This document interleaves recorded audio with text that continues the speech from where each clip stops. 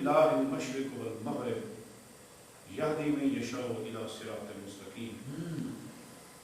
وقال الله تبارك وتعالى في مقام آخر قد نرى تقلب وجهك في السماء فلنولينك قبلة ترضاها فول وجهك شطر المسجد الحرام وحيث ما كنتم فولوا وجوهكم شطره وإن الذين أوتوا الكتاب ليعلمون أنه الحق من ربهم وما الله بغافل عما تعملون. صدق الله العظيم وبلغنا رسوله النبي الكريم الأمين. خدا کی رضا چاہتے ہیں دو عالم، خدا کی رضا چاہتے ہیں دو عالم، اور خدا چاہتا ہے رضا محمد. آمین. قلم بھی تیرا وجود الکتاب، گنبد آبگین رنگ تیرے محیط میں ہوگا. حضرات محترم، میں نے آپ کے سامنے سورۃ بقرہ کی چند آیات تلاوت کی، اور یہ دوسرے سپارہ کی ابتدائی آیات ہے. یہ دوسرا سپارہ شروع ہی انہی آیات سے ہو رہا ہے، اور یہ جو دوسرا سپارہ شروع ہو رہا ہے اس کا پس منظر کیا ہے؟ پس منظر اس کا یہ ہے کہ مسلمانوں کو حکم آ چکا نماز کا. کعبہ مکہ کی تھی، آخری وہاں پر آپ کا ایام تھے مکہ کی، وہاں پر نماز کا حکم آ گیا. معراج پر جب آپ واپس تشریف لائے تو نماز کا حکم آ گیا. جب آپ مدینہ منورہ میں آئے تو کے لیے حکم یہ ہوا کہ بھی آپ نماز پڑھیں گے بیت الاقدس کی طرف منہ کر کے، فلسطین کی طرف بیت الاقدس مسجد اقصی، اس کی طرف منہ کر کے مسلمانوں نے نماز پڑھی. مسلمان نماز پڑھتے ہیں. مدینہ منورہ کے یہودیوں نے تانے دینا شروع کر دیے. انہوں نے کہا کہ ہم افضل ہے اور ہمارے موسیٰ علیہ السلام افضل ہیں، لہٰذا تمہارا دین کوئی نیا دین یا کوئی ایسا نہیں ہے. اگر ہمارا دین کوئی نیا ہوتا اور ہم سے الگ ہوتا تو پھر تم ہمارے قبلے کی طرف منہ کر کے نماز. تو اس کا مطلب یہ ہوا کہ تم بھی تو ہماری طرف منہ کر کے نماز پڑھ رہے ہو، پھر تمہارا دین الگ کون سا؟ لہٰذا وہ مسلمانوں کو تانے دینا شروع کر دیا. جب یہ تانے پڑے صحابہ کرام بڑے پریشان ہو گئے. اب صحابہ حضور کی بارگاہ ناز میں حاضر، یا رسول اللہ یہودی تانے مارتے ہیں کہ بھی تم بھی تو انہی کے قبلے کی طرف منہ کر کے نماز پڑھتے ہو، تو پھر تم الگ سے دین کی دعوت کیوں دیتے ہو؟ تمہارا بھی تو وہی یہودیت والا دین ہے. اس طرح کے وہ تانے دینا شروع. تو پھر حضور نبی رحمت صلی اللہ علیہ وسلم کے قلب انور میں یہ خیال آیا. یہ خیال آیا. کیا خیال آیا؟ کہ مولا ہمارا قبلہ بھی اپنا ہونا چاہیے. صرف یہ دل میں خیال آیا. اب اللہ تبارک و تعالیٰ نے اپنے محبوب کے قلب انور میں جو خیال آیا اس کو اللہ تعالیٰ نے قرآن مجید کی آیتیں بنا کے دی.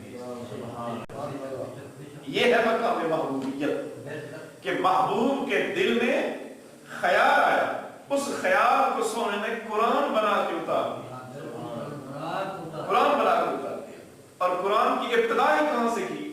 وہ کہتے ہیں قرآن مجید میں اللہ نے ارشاد فرمایا سَيَقُولُ السُّفَهَاءُ مِنَ النَّاسِ، لوگوں میں سے جو پاگل ہوں گے نا، پاگل، قرآن کہتا ہے جو پاگل ہوں گے وہ کیا کہیں گے؟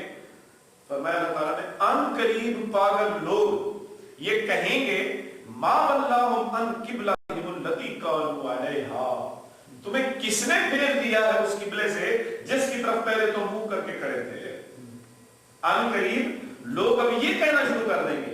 پہلے کہتے تھے کہ تم اس کی طرف منہ کر کے کیوں نماز پڑھتے ہو، تم اس کی طرف. اور جب تم یہاں سے منہ پھیر لو گے تو پھر یہ کہنا شروع کر دیں گے بھئی تم ادھر پھیر رہے تھے، اب تمہیں اس سے یہاں سے تو کس نے پھیر دیا.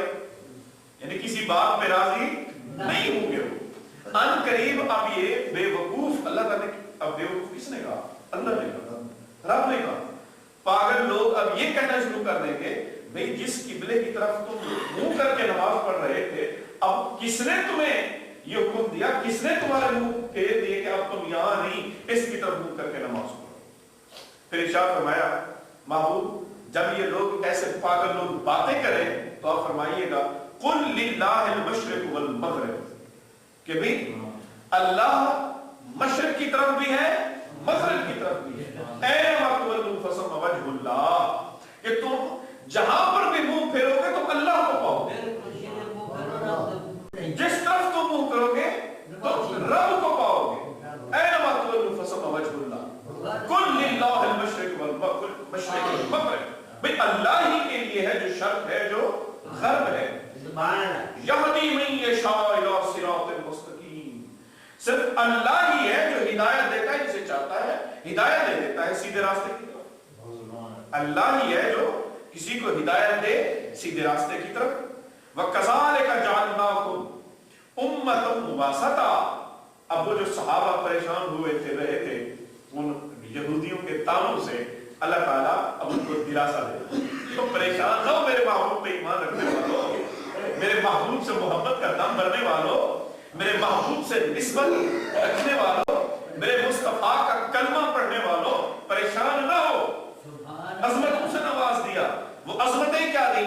فرمایا میرے محبوب کے امتیوں، میں نے تمہیں پوری جتنی بھی امتیں اب تک آئی ہیں ان تمام امتوں میں سے میں نے تمہیں واسطہ سب سے بہترین امت بنا کے میں نے تمہیں بنایا، معتدل امت بنا کے بھیجا، یعنی تمام امتوں میں سے، لِتَكُونُوا شُهَدَاءَ عَلَى النَّاسِ، تاکہ تم آنے والوں اور پچھلے والوں سب کے اوپر تم گواہ بن جاؤ، سب کے اوپر تم گواہ بن جاؤ۔ پھر فرمایا وَيَكُونَ الرَّسُولُ عَلَيْكُمْ شَهِيدًا، اور پھر تمہارے اوپر میرا محبوب گواہ بن جائے، اور پھر تمہارے اوپر میرا محبوب، تم پچھلی قوموں کے گواہ اور تمہارا کون گواہ ہوگا؟ میرا مصطفیٰ تمہارا گواہ۔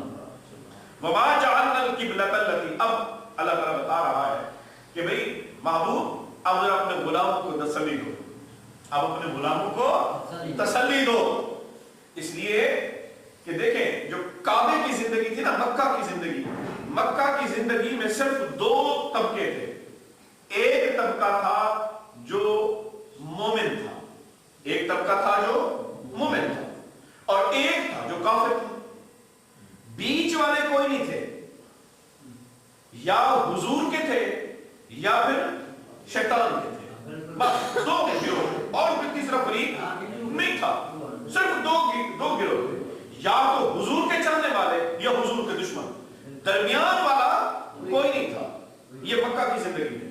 لیکن جب مدینہ تشریف لائے تو یہاں پر معاملہ آ گیا، یہاں درمیان والے آ گئے، یہاں درمیان والے منافق آ گئے، یہاں منافق آ گئے جو منہ پہ تو کہتے تھے ہم تمہارے ہیں، اور جب وہ ان سے ہٹ جاتے تو کافروں سے کہتے تھے نہیں جی ہم تو تمہارے ہیں، منافق آ گئے۔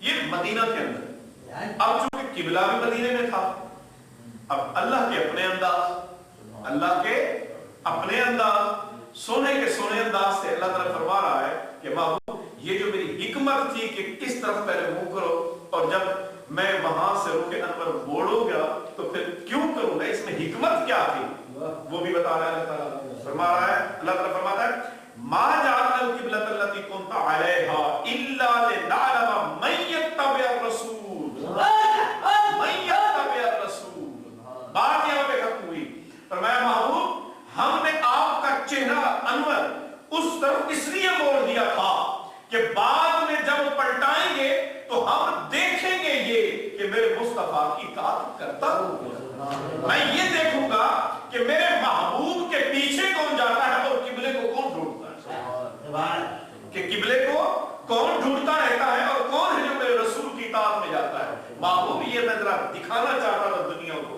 آتے تو سارے ہیں محبت کا دم بھرنے، ذرا دکھاؤں تو صحیح ابو بکر عمر کون ہے اور تیرا چاہنے والا کون ہے اور تیرا دشمن کون ہے، ذرا واضح تو کر دیا جائے، کھرا کون ہے اور کھوٹا کون ہے، یہ تقسیم تو کر دی جائے، یہ تقسیم ضروری ہے۔ آتے ہیں بھئی ہم آپ سے محبت کرتے ہیں، ہم آپ سے پیار کرتے ہیں، جب چلے جاتے ہیں تو پھر غیبتیں کرتے ہیں، حضور سے حسد کرتے ہیں، مسلمانوں سے دشمنی کرتے ہیں، کفار و مشرک سے کہتے ہیں ہم تمہارے ساتھ ہیں، یہ درمیان میں ہے۔ یہ دیکھیں دشمن وہ جو آپ کے سامنے ہو آپ کو پتا ہوتا ہے یہ میرا دشمن ہے، لیکن ایک وہ جو بظاہر آپ کا دوست ہو لیکن پیٹھ پیچھے آپ کو چھریوں گھونپے، خطرناک دشمن وہ ہوتا ہے۔ خطرناک دشمن وہ ہوتا ہے جو آپ کا اپنا بن کے رہتا ہے اور بعد میں پتا چلتا ہے میرے دشمنی اس نے کر دی۔ اس لیے اللہ تعالیٰ نے فرمایا محبوب یہاں ذرا منافقوں کو سامنے کرنا تھا، یہ جو درمیان میں چھپے ہوئے دشمن تھے ان کو واضح کرنا تھا، ان کو دکھانا تھا، یہ بھی ظاہر کرنا تھا کہ اللہ دیکھیں ابو بکر و عمر کون ہے اور یہ بدبخت منافق کون ہے۔ پھر ارشاد فرمایا ذرا دیکھیں گے ہم کہ جب میں کہوں گا نا کہ اب ذرا قبلہ ادھر سے چھوڑ کے ذرا ادھر کر کے آؤ، اب جب میرا محبوب آپ اپنا رخ انور ادھر سے ادھر موڑیں گے، میں دیکھنا یہ چاہتا ہوں کون تیرے رخ انور کے ساتھ موڑ جاتا ہے اور کون قبلہ ڈھونڈتا رہتا ہے، ذرا دیکھوں گا یہ، اور وہاں پتا چلے گا میرے مصطفیٰ کی اتباع کون کرتا ہے، کون ہے جو میرے مصطفیٰ سے زیادہ محبت کرتا ہے۔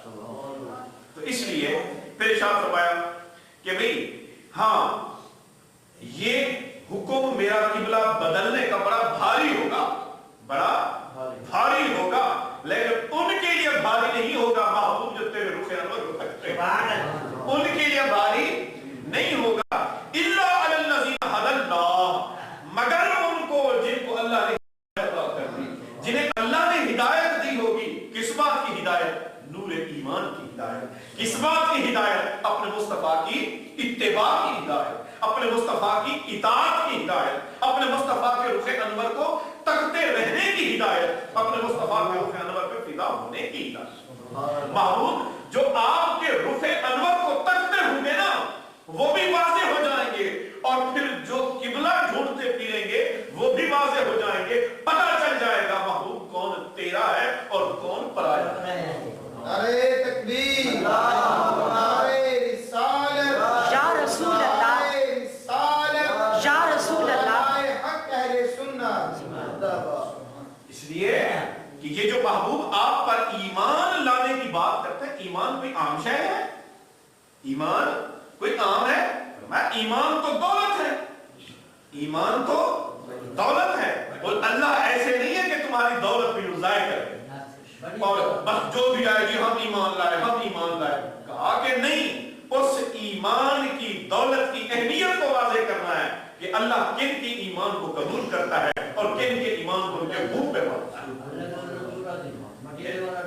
تو پھر کیا فرمایا؟ وما کان اللہ لیضیع ایمانکم۔ محبوب یہ میں کر اس لیے رہا ہوں، یہ اس لیے کر رہا ہوں کہ تاکہ یہ جو تیرے پیارے ابو بکر و عمر، عثمان و علی، یہ طلحہ و زبیر، یہ ابو ہریرہ رضی اللہ عنہم، یہ جو آپ پہ وعدے لائے جاتے ہیں، ان کا کھرا ایمان بھی واضح ہو جائے، اور عبداللہ بن ابی جیسے منافق جو آپ کے کہتے ہیں ان کا کھوٹا ایمان بھی واضح ہو جائے، اور دکھا دیا جائے کہ کھرا ایمان مجھے منظور ہے، اور جو کھوٹے ہیں مجھے ان کا ایمان منظور نہیں، اور وہ ایمان ان کا ضائع ہے۔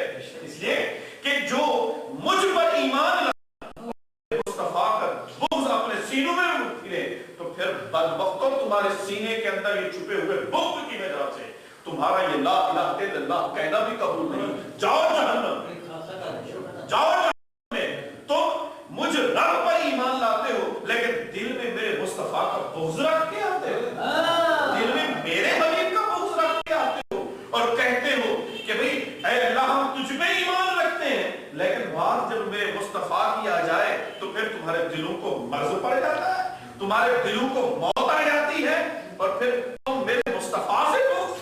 کہا ان کو ظاہر کرنا مقصود تھا، اس لیے محبوب ہم نے ایسا ہی نہیں ہے اللہ تعالیٰ کہ تیرے پیاروں کے ایمان کو ضائع کر دے، ان کو ذرا نکھارنا مقصود تھا کہ دکھا دیا جائے کہ قبلے کون ڈھونڈتے ہیں اور رخ انور مصطفیٰ کو کون ان اللہ بالناس لرؤوف رحیم۔ بے شک اللہ تبارک و تعالیٰ جو ہے اپنے بندوں پر بڑا رحمان ہے، بڑا شفیق و رحیم ہے۔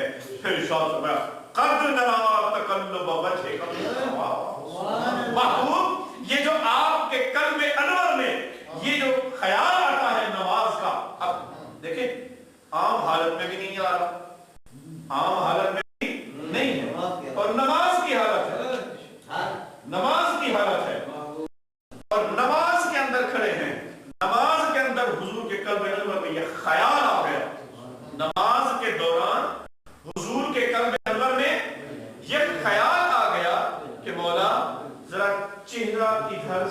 موڑ کر یوں ادھر کر دیا، بالکل اپوزٹ ڈائریکشن میں یہ دیکھیں اگر یوں میں مثال دیتا ہوں، یوں سمجھے کہ اگر اس طرف منہ کر کے ہم نماز پڑھ رہے تھے، کس طرف؟ اس طرف کر کے نماز پڑھ رہے تھے اور قبلہ حضور میں دل میں خیال آیا مولا دل یہ کر رہا ہے کہ اس طرف کو چھوڑ کر اس طرف منہ کر، کیونکہ کعبہ اس طرف تھا اور یہ بالکل مختلف سمتیں ہیں، بالکل مختلف سمتیں ہیں۔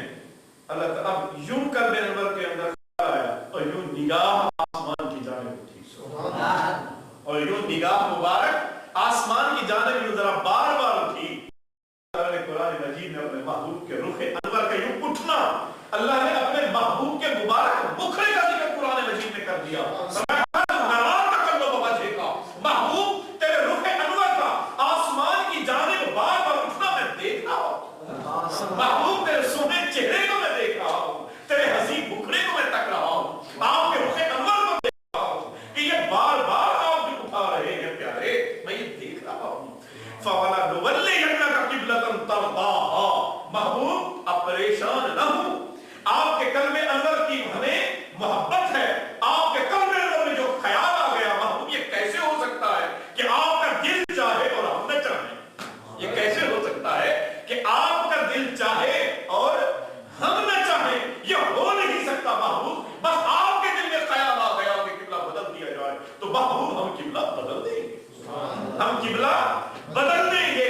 پھر ارشاد فرمایا فَلَنُوَلِّيَنَّكَ، محبوب آپ کے رخ انور کو ہم موڑ دیں گے، قِبْلَةً تَرْضَاهَا، یہاں بڑی مزے کی بات کہی، کعبے کا نام کہیں نہیں ہے، یہاں کعبے کا نام قرآن میں نہیں ہے کہ ہم کعبے کو قبلہ بنا دیں گے، بنایا کعبے کو ہے، لیکن نقطہ یہاں سمجھیں کیا فرمایا، قِبْلَةً تَرْضَاهَا، کہ محبوب ہم اسے قبلہ بنائیں گے جسے تو چاہتا ہے، جسے تو چاہتا ہے۔ کعبے کی تو بات ہی نہیں کی، کعبے کی تو بات ہی نہیں کی، سمجھانا کیا تھا؟ سمجھانا یہ اہل محبت کو مقصود تھا، دنیا والوں یہ جو کعبے کو قبلہ بنایا ہے یہ میرے مصطفیٰ کی رضا نے بنایا ہے، اس لیے قرآن نے کہا کہ اب علماء کیا کہتے ہیں، اہل محبت کیا کہتے ہیں، کہتے ہیں اللہ نے کہا محبوب میں اسے قبلہ بناؤں گا جہاں تیری رضا چاہے، جہاں تو کہہ دے پیارے، جہاں تیرا قلب انور کہہ دے پیارے میں اسے قبلہ بناؤں گا۔ محبوب تو ہاتھ تو رکھ، تو آپ ہاتھ تو رکھیں ہم اسے قبلہ بنا دیں گے، قبلۃً ترضاہا کا مطلب یہ ہے ہم اسے قبلہ بنائیں گے محبوب جہاں آپ راضی ہو جائیں۔ علماء محبت یہ کہتے ہیں یہ تو سونے کا کرم ہوا کعبہ پہ، یہ تو سونے کا کرم ہوا، یہ تو سونے کی رحمت ہوئی، اے کعبے میں محبوب کے احسان کرے ہے تو کہ تجھے قبلہ بنایا تو میرے مصطفیٰ کی رضا نے، تجھے قبلہ بنایا تو میرے مصطفیٰ کی رضا نے بنایا۔ اگر اللہ کے محبوب یہ چاہتے کہ دائی حلیمہ کی کٹیا قبلہ بن جائے تو کہا محبوب اللہ اسے قبلہ بنا دے گا، اس لیے کہ اللہ نے فرمایا ہی یہ ہے کہ محبوب جہاں تو چاہے اسے قبلہ بنا دے، ہم مصطفیٰ کی مرضی جسے اشارہ کر دے قبلہ بنا دے۔ اب چونکہ قلب انور میں خیال بار بار کعبے کا آ رہا تھا، خیال بار بار کعبے کا آ رہا تھا، وہ کہتا نا حضور ہیں بھی تو وفا والے، حضور ہیں بھی تو وفا والے، پھر وفا ہے تو پھر جفا تو نہیں ہوتی، پھر حضور ہیں تو وفا تو کریں گے۔ اب وفا کیا ہے؟ کہا وفا یہ تھی کہ یہ کعبہ بنایا کس نے تھا، کعبہ بنایا کس نے تھا، یہ تعمیر کس نے کیا تھا؟ یہ تو تعمیر کیا تھا سونے ابراہیم خلیل اللہ نے، یہ تو یہ تعمیر کیا تھا سونے ابراہیم خلیل اللہ نے، حضور کے جد امجد، حضور کے جد امجد پر دادا اور حضرت سیدنا اسماعیل علیہ السلام نے، باپ بیٹے نے وہاں یہ کعبہ تعمیر کیا اور دعا کیا کی تھی وہاں پر؟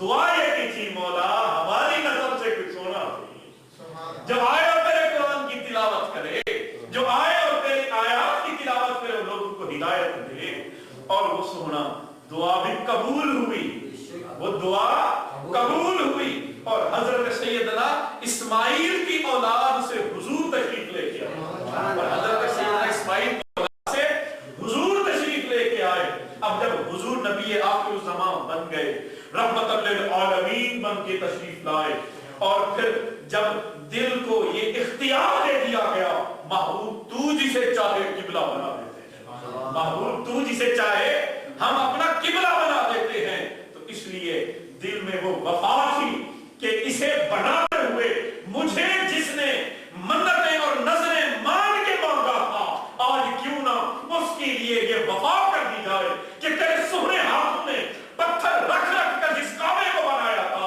اے جد امجد میرے ابراہیم خلیل، اے میرے جد امجد اسماعیل ذبیح اللہ، لے آج ہم بھی وفا کر دیتے ہیں جن عیدوں کو بے وادن غیر ذی زرع، اس ویران جگہ پر جہاں تم لوگوں نے آپ نے یہ اینٹیں رکھ کر یہ کعبہ بنا دیا تھا، آج ہم نے اپنے رب کی بارگاہ میں دعا کر کے قبلہ ہم نے دعا کر کے قبلہ بنا دیا۔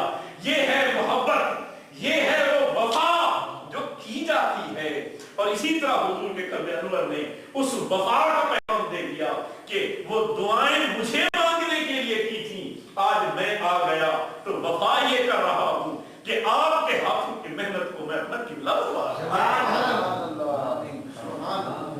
محبوب آپ جہاں چاہ لیں ہم اسے قبلہ بنا دیں۔ اس کا مطلب یہ ہوا رخ مصطفیٰ جہاں ٹھہر جائے وہ قبلہ بن جائے۔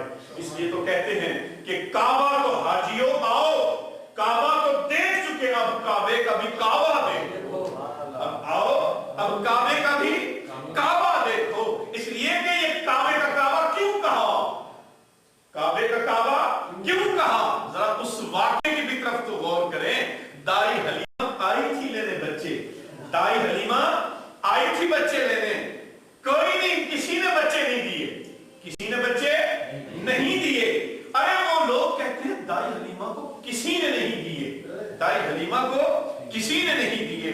اب یہاں کمال ایک اور بھی ہے، کہا جس باہوں میں سونے رحمت للعالمین نے کھیلنا ہو ان باہوں میں بھلا کوئی اور آتا ہی کیوں، ان باہوں میں کوئی اور آتا ہی کیوں جہاں رحمت للعالمین نے جھولے لینے تھے۔ اب جب حضور باہوں میں تھے، حضرت دائی حلیمہ کیا کہتی ہیں، کہتی ہیں جب ہم کعبے گئے حضور کو لے کر، حضور میری باہوں میں ہے، میں باہوں میں لے کر حضور کو کعبے گئی تو میں خود دیکھا کعبہ سجدے کو جھک پڑا، کعبہ سجدے کو جھک پڑا۔ یہ کعبہ سجدے کو کیوں جھک پڑا، اس لیے کہ کعبے کو بھی خبر تھی یہ کوئی نہیں، یہ کعبے کا کعبہ، یہ کعبے کا کعبہ ہے۔ کل یہی جب بڑا ہو کر جب مکہ کے جب قبلے بننے کا وقت آئے گا تو اسی کی نگاہ ناز میرا انتخاب کرے گی، تو اس لیے کعبہ بھی وہاں جھک پڑا۔ اس لیے تو کہتے ہیں کہ حاجیوں آؤ، کعبہ کو دیکھ چکے، اب کعبے کا بھی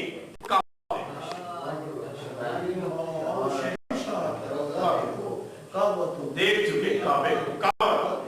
یہاں پر میں ایک اور مثال بھی دیتا چلو کہ حضور نبی رحمت صلی اللہ علیہ وسلم نے ارشاد فرمایا کہ بھئی جب یہ قبلہ کی تعمیر ہو رہی تھی تو جب یہ سارا معاملہ عمل واضح ہوا کہ یہاں پر ایک فقہی نکتہ بھی میں آپ کے بیچ میں بتا چلوں، ایک فقہی مسئلہ کہ دیکھیں جب امام یہاں پہ کھڑا ہے، امامت کرا رہا ہے، نماز کب ٹوٹتی ہے، جماعتیوں کی بھی اور امام کی بھی نماز کب ٹوٹے گی، تب ٹوٹتی ہے جب امام کا سینہ قبلے سے پھر جائے، جب امام کا سینہ قبلے سے پھر جائے۔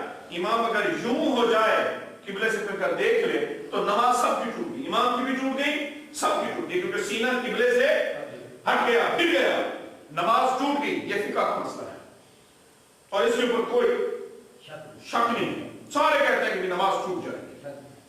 اب ذرا دیکھیے حضور نبی رحمت صلی اللہ علیہ وسلم، حضور نبی رحمت صلی اللہ علیہ وسلم آپ علیم ہو گئے، صحت خراب ہو گئی، آپ نے حکم دیا مروا ابا بکر نہیں یصلی علی الناس، ابو بکر سے کہو ذرا لوگوں کو نماز پڑھائیں، ابو بکر سے کہیں لوگوں کو نماز پڑھائیں۔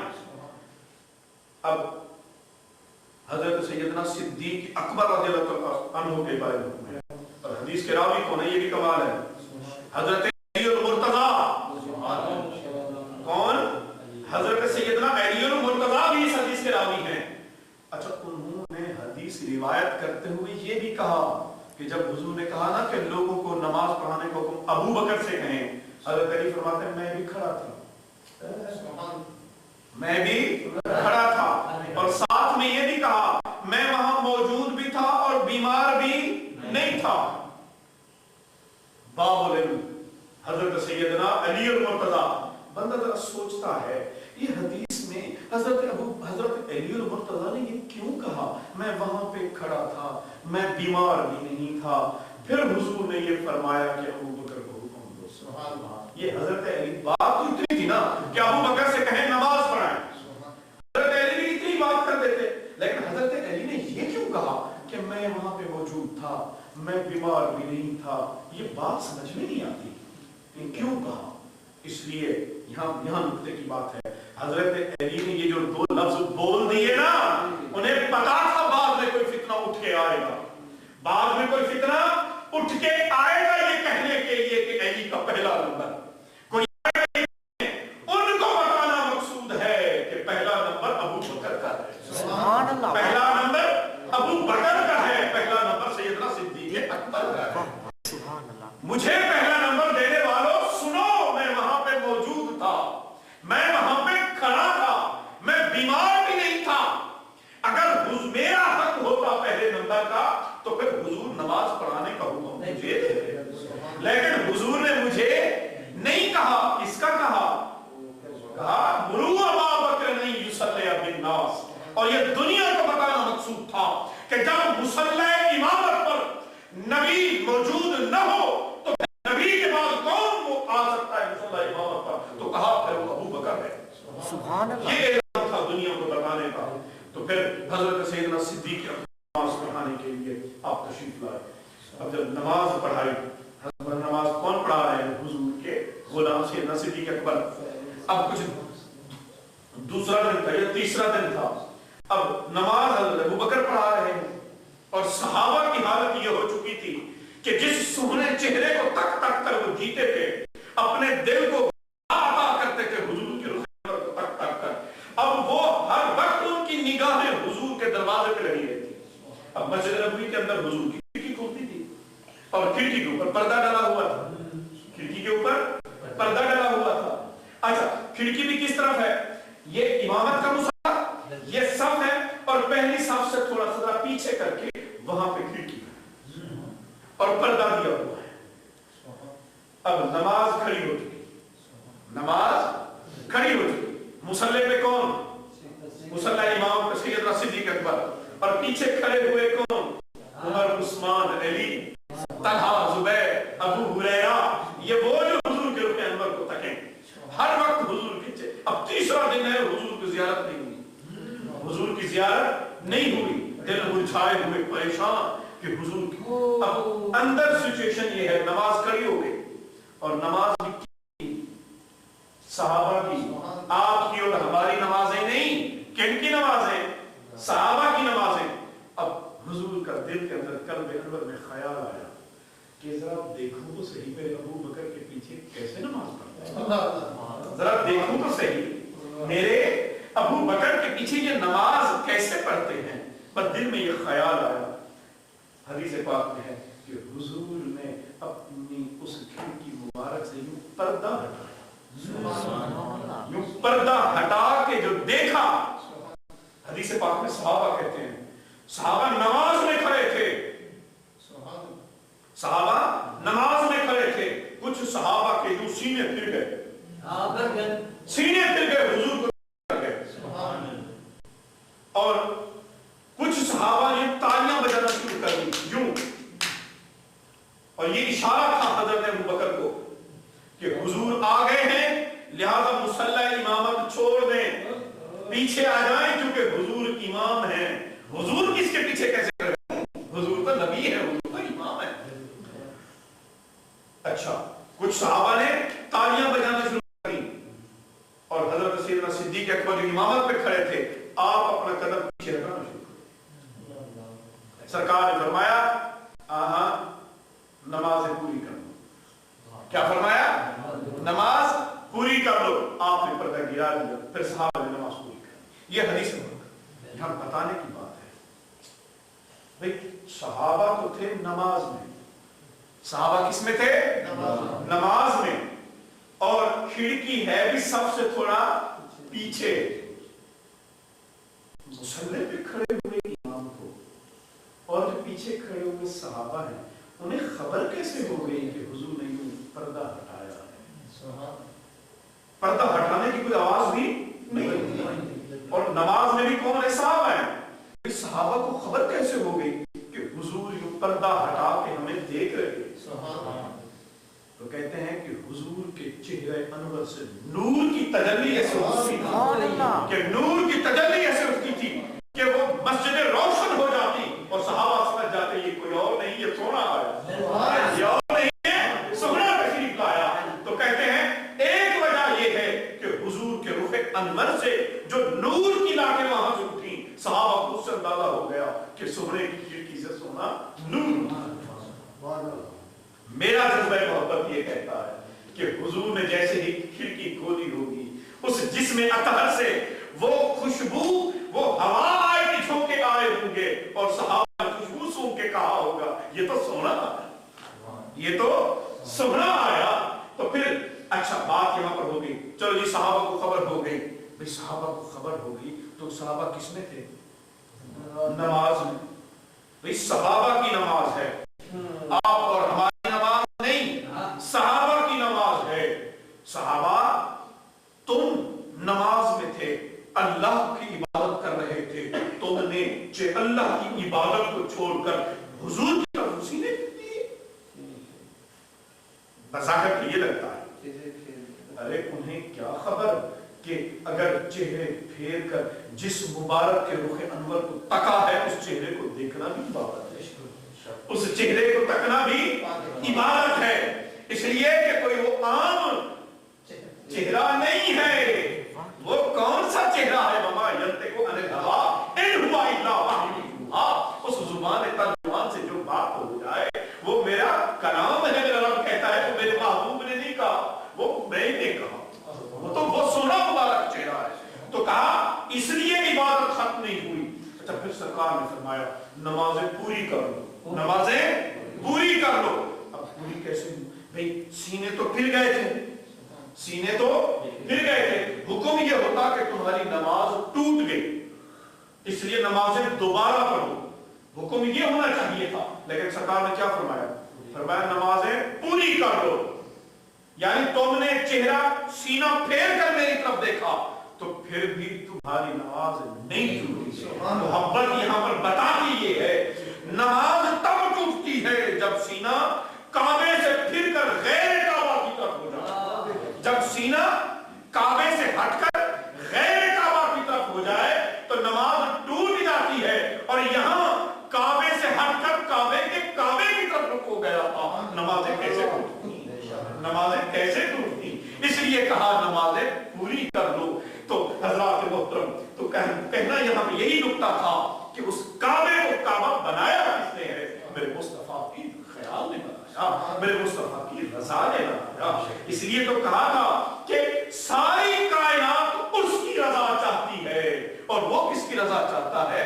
وہ خدا چاہتا ہے، رضا ہے خدا چاہتا ہے۔ پھر ارشاد فرمایا فَوَلِّ وَجْهَكَ شَطْرَ الْمَسْجِدِ الْحَرَامِ، اس لیے محبوب اب آپ اپنا رخ انور مسجد حرام کی طرف موڑ دیجئے۔ بس حکم کی دیر تھی، بس حکم کی دیر تھی۔ 2 رکعتیں نماز پڑھ چکے تھے اس قبلے کی طرف، 2 رکعت نماز پڑھ چکے تھے، ظہر کی نماز کا وقت تھا، 2 رکعت نماز پڑھ چکے تھے اس قبلے کی طرف، پھر حضور نے اگلی 2 رکعتیں پڑھی اس قبلے کی طرف۔ ذرا ماحول تو بنائیں، ماحول تو بنائیں، قبلہ بدلا ہے کہ عام بات نہیں ہے، ذرا ماحول بنائیں۔ ماحول کیا ہے کہ امام کھڑا ہو آگے اور پیچھے کھڑے ہوں مقتدی، اور جب قبلہ پھر کے ادھر ہو جائے اب تو مقتدی آگے کھڑے ہیں اور امام پیچھے ہو جاتا ہے۔ اگر امام صاحب کھڑے ہوں اور آپ پیچھے کھڑے ہوں اور قبلہ بدل کے پیچھے ہو جائے، جب آپ رخ موڑ لیں امام پیچھے ہو جائے گا اور مقتدی آگے ہو جائیں گے۔ اب امام کہاں پہ آئے گا؟ امام پھر چل کے وہاں سے چل کے آگے آئے گا۔ اب قاعدہ کیا کہتا ہے اصول کیا کہتا ہے؟ اصول یہ کہتا ہے نماز ٹوٹ گئی. اصول کیا کہتا ہے؟ نماز ٹوٹ گئی. کہا وہ نماز تمہاری ٹوٹتی ہے مگر جب امام خود نبی آخر الزمان ہوں، جب امام خود صاحب شریعت ہوں، جب امام خود اس کا محبوب ہو، تو وہ چلتے پھرتے جب تک بھی آ جائیں وہ نماز میں ہے، وہ عبادت میں ہے. اگر تمہاری امامت ہو رہی ہے اور بیچ میں اللہ کا محبوب تشریف لے کے آ جائیں تو تم امامت چھوڑ کے پیچھے پلٹ جاؤ. جہاں پہ تمہاری نماز ہوگی میرا مصطفیٰ وہیں سے شروع کرائے گا. پھر تمہاری نماز ہوگی وہاں سے جہاں سے میرا مصطفیٰ. سبحان اللہ. یہ باہر سے اب امام صاحب کھڑے ہوں یہاں پر، میں آ جاؤں یا کوئی اور آ جائے اور امام صاحب امامت چھوڑ کے باہر سے کوئی امام بن جائے، یہ جائز ہی نہیں ہے. نماز ٹوٹ جائے گی، نماز دوبارہ پڑھو. مگر قربان جاؤں وہاں پہ. اس لیے کہا ارے یہ سارے اصول تم عام بشریوں کے لیے ہیں، یہ سارے اصول تم عام بشریوں کے لیے ہیں، یہ ان کے لیے ہیں. لیکن جب محبوب بات آئے گی میرے مصطفیٰ کی، جب بات آئے گی میرے محبوب کی، جب بات آئے گی اس سید البشر کی، جب بات آئے گی اس مبارک جسم اطہر کی کہ جس کے جسم اطہر پہ کوئی مکھی نہیں بیٹھے، جس کے جسم اطہر پہ کوئی مکھی نہ بیٹھے، کہ جو اپنا دہان نبوت کھارے کنویں میں ڈال دے وہ کنویں کنویں میٹھے ہو جائیں. اور جس کا جسم اطہر کا پسینہ، جس کے جسم اطہر کا پسینہ بھر کر دیا جائے اور دلہن کو کہا جائے کہ تیری اور کوئی خوشبو نہیں، بس اسی خوشبو سے تو نہا لے، غسل کر لے. وہ صحابیہ کہتی ہیں، وہ کہتی ہیں بس حضور کے اس پسینہ مبارک سے میں نے پانی میں ڈال کے غسل کیا تھا، پورے مدینے میں خوشبو پھیل گئی اور اس گھر کو بیت الطیب کا نام دیا. بیت الطیب خوشبو والا گھر مدینے میں مشہور ہو گیا. اور وہ صحابیہ جب تک زندہ رہی ان کے جسم سے حضور کے اس پسینہ اطہر کی خوشبو آتی رہی، خوشبو آتی رہی. حضرت سیدنا قاری نافع جن کی قرات ہے باقاعدہ قرآن مجید کی، امام نافع، وہ جب بھی تلاوت کرتے تو ان کے منہ سے خوشبو کے حلے اٹھتے. کسی نے پوچھا کہ ذرا یہ تو بتائیں قرآن تو دوسرے لوگ بھی پڑھتے ہیں، بڑے بڑے قاری سنے، مگر تلاوت بھی بڑی کمال کی ہوتی ہے، مگر زبان سے یوں منہ سے ان کی خوشبوئیں کبھی نہیں اٹھتی. ذرا حضور آج آپ راز سے پردہ اٹھا دیں، آپ تلاوت کرتے ہیں تو آپ کے منہ سے خوشبوئیں اٹھتی ہیں. تو پھر انہوں نے راز سے پردہ اٹھایا، انہوں نے کہا یہ جو تلاوت میں تمہیں حسن نظر آتا ہے، یہ جو تلاوت میں تمہیں حسن نظر آتا ہے، یہ کس وجہ سے ہے؟ کہا میں رات کو سویا تھا کہ مقدر جاگ پڑا، میں رات کو سویا مقدر جاگ پڑا اور سوہنا کا خواب میں تشریف لے آئے. اب جب حضور میرے خواب میں تشریف لائے، آپ نے اپنا رخ انور میرے قریب کیا، آپ نے اپنا رخ انور میرے قریب کیا اور آپ نے اپنے دہن مبارک سے قرآن مجید کی تلاوت کی. جب آپ تلاوت فرما رہے تھے تو آپ کے دہن مبارک کی خوشبو میرے منہ پہ آ رہی تھی، اور جب میں خواب سے اٹھا تو وہ خوشبو میرے منہ میں تھی. جب میں خواب سے اٹھا تو میرے منہ میں تھی. اب جب بھی تلاوت کرتا ہوں تو سونے کی خوشبو میرے منہ میں تھی. تو کہا یہ عام کی بات نہیں، یہ سید البشر کی بات ہے، جو اس مبارک کی بات ہے، جو بشریوں کا سردار ہے، جس کی بشریت کسی کی سمجھ میں آنے والی نہیں ہے. تمہارے پسینوں سے بدبو اٹھے اور اس سونے کا پسینہ ہو کے خوشبو بن جائے. اس جیسا تو کوئی عطر نہیں، اس جیسا تو کوئی مشک و عنبر نہیں ہے. وہ بشر مگر ہے وہ نوریوں کا سردار، ہے وہ بشر، ہے وہ اولاد آدم سے مگر ہے وہ نوریوں کا سردار، ہے وہ آدم سے مگر کمال یہ ہے کہ سیدنا آدم بھی انہی کے وسیلے سے مغفرت کی بھیک مانگ رہے ہیں. وہ کمال کیوں؟ اس لیے کہ قد جاءکم من اللہ نور و کتاب مبین، تحقیق آ گیا تمہارے پاس اللہ کی جانب سے نور اور کتاب مبین. اللہ نے اپنے محبوب کے جس پیغمبر کو بنایا اور ایسا کمال بنایا پھر کسی کی سمجھ میں نہیں آیا. خود آپ نے ارشاد فرمایا، آپ نے فرمایا کس سے؟ حضرت حضرت سیدنا صدیق اکبر سے فرمایا. کس سے فرمایا؟ سیدنا صدیق اکبر سے. والذی ارشاد فرمایا اس ذات کی قسم جس نے مجھے بھیجا حق کے ساتھ. اس ذات کی قسم ہے صدیق جس نے مجھے حق کے ساتھ بھیجا کہ مجھے میری حقیقت کو سوائے میرے رب کے کوئی میری حقیقت کو سوائے میرے رب کے کوئی نہیں جانتا. یہاں ایک نقطے کی بات ہے کہ بھی بات تو حضور ایسے بھی تو کہہ سکتے تھے اور میرے صحابہ میری حقیقت کو سوائے میرے کوئی نہیں سمجھتا. آپ نے حضرت ابو بکر کا نام لے کے کیوں کہا؟ یہاں سمجھنے کی بات ہے.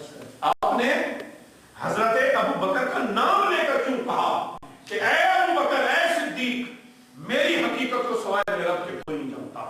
حالانکہ باقی صحابہ بھی موجود باقیوں کا نام لے لیتے یا حضور سے اتنا کہہ دیتے کہ بھئی قسم ہے اس ذات کی جس نے مجھے بنایا میری حقیقت کو سوائے رب کے کوئی نہیں جانتا. لیکن ابو بکر کو خطاب کر کے کیوں کہا؟ یہاں بات سمجھنے کی ہے. وہ اس لیے کہا کہ ابو بکر کا نام اس لیے لے لوں تاکہ دنیا کو پیغام پہنچ جائے, رہتی دنیا تک پیغام پہنچ جائے. کس بات کا پیغام؟ کا ساری دنیا کو خبر ہے میری باتوں کے راز اگر کوئی جانتا ہے تو ابو بکر کا. صحابہ کہتے ہیں اسی لیے تو حضرت ابو بکر صدیق کو رازدار نبوت کہتے ہیں کہ حضور کی باتوں کے راز صرف اگر سمجھنے والا کوئی تھا تو سیدنا صدیق اکبر اور کوئی نہیں تھے.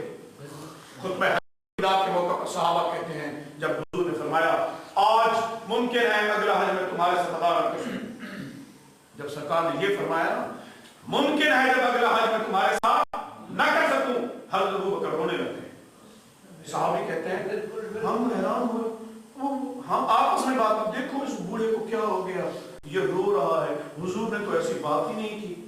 حضور نے تو ایسی بات ہی نہیں کی. حضور نے تو یہ کہا کہ ممکن ہے ممکن ہے سرکار نہ آنا چاہتے ہوں. یہ ایویں بوڑھا رونے لگ گیا. صحابہ کو سمجھ ہی نہیں آئی کہ ابو بکر کیوں رو رہے تھے. جب حضور کا وصال ہو گیا اگلے سال سے پہلے حج سے پہلے جب حضور کا وصال ہوا صحابہ کہتے ہیں اس دن ہم سمجھے کہ اس دن ابو بکر کیوں رویا تھا. کیونکہ ابو بکر کو اس دن سمجھ آ گئی تھی اس بات کی کہ ممکن ہے کہ حج میں تمہارے ساتھ نہ کر سکوں. یہ راز تھا. اس کا مطلب یہ تھا کہ حضور یہ فرما رہے تھے میرا وقت وصال آ گیا ہے, اب میرا بلاوا قریب آ گیا ہے, اب تمہیں چھوڑ کر میں اپنے رب کی جانب جا رہا ہوں. یہ بات کون سمجھا تھا؟ صرف سیدنا صدیق اکبر. اس لیے یہ اپنی حقیقت والی بات بھی کہ ابو بکر میری حقیقت کو سوائے میرے رب کے کوئی نہیں جانتا. یہ ابو بکر کو نام لے کر اس لیے کہا تاکہ دنیا والے سمجھ جائیں ارے دنیا والوں میری حقیقت کو اگر میرا رازدار ابو بکر بھی نہیں جان سکتا تو پھر دنیا میں کس میں ہمت ہے جو میری حقیقت کو سمجھ سکے.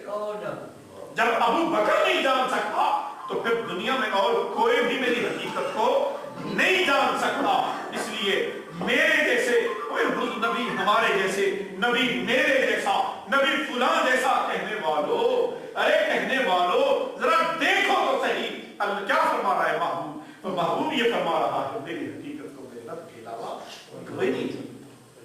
تو حضرات مسلم یہ ہے وہ حضور نبی رحمت صلی اللہ علیہ وسلم کی وہ فضیلتیں جو میرے رب نے جا بجا ارشاد فرمائی ہیں. کبھی اپنے اس قرآن مجید میں یہ فرما کر کبھی اپنے محبوب کی زبان اقدس اور ہم یہاں یہ جو محفل سجاتے ہیں یہ جو بیٹھ کر حضور کا ذکر کرتے ہیں اپنے لیے رحمتیں اپنے لیے نعمتیں اللہ کی بارگاہ سے یہ بھیک مانگتے ہیں کہ اس مبارک ذکر کو سن کر ہماری سماعتیں پاک ہو جائیں, ہماری زبان یہ بول کے پاک ہو جائے, ہمارے محلے کی ہمارے علاقے کی فضاؤں میں جہاں جہاں تک یہ ذکر پھیل جائے وہ فضائیں پاک ہو جائیں, ہماری جگہ پاک ہو جائیں, ہمارے دل کی دنیا پاک ہو جائے.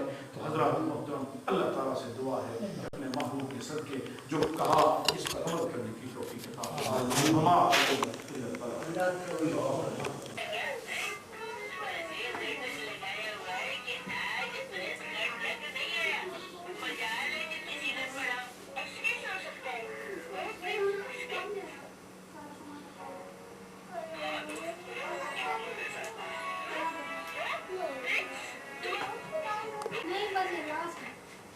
पहले कौन सा तू बना देते आज बुला रही हूँ थोड़ा पास आ जाओ इतना दूर ना बनाओ थोड़ा सा करीब आओ